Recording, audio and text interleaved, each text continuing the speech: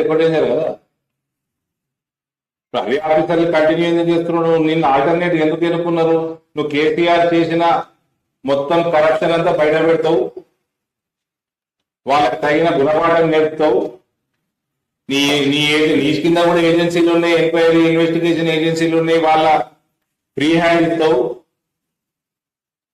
దీనికంటే ఓపెన్ ఈ దొంగతనం ఏముంటుంది? దీనికంటే పెద్ద దొంగతనం వల్ల మీకు ఇక ఇంత కుల్ల నీ ప్రభుత్వం ఏం చేస్తున్నది 15 నెలల నుంచి? గటువంటి ఆఫీసర్లు ఎందుకు కంటిన్యూ అవుతున్నారు? ఇల్లు కడితేనే చిన్న చిన్న క్రాక్స్ వస్తాయి, అంత పెద్ద ప్రాజెక్ట్ అన్నప్పుడు వస్తాయి సార్. సహజంగా వాటిని రిపేర్ చేసుకోవాలి కదా, దాన్ని పెద్ద భూతత్వంలో పెట్టుకుంటున్నారు ఏంటి అంటున్నారు. ఒళ్ళు బాగా కొవ్వెక్కితే ఇటువంటి వస్తాయి జవాబులు. ఒళ్ళు బాగా కొవ్వెక్కితే వస్తాయి, ఫ్రీగా పైసలు వస్తే ఇట్లా ఒళ్ళు కొవ్వెక్కుతాయి. కష్టపడి పైసలు సంపాదిస్తే కొవ్వెక్కదు ఇట్లా. నేను బ్యూటీ పార్లర్ పెట్టి 100 కోట్లు సంపాదించాలంటే నమ్మొచ్చా? ఉద్యోగం చేసుకుని 1000 కోట్లు సంపాదించినట్టు నమ్మొచ్చా?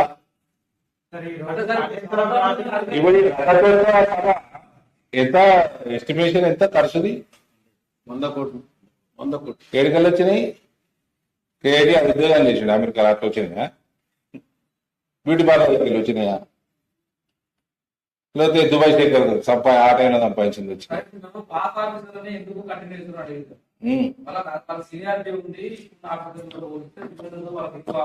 నువ్వు ఎంక్వైరీ చేస్తే సీనియారిటీ సంగతి తెలుస్తుంది ఫస్ట్.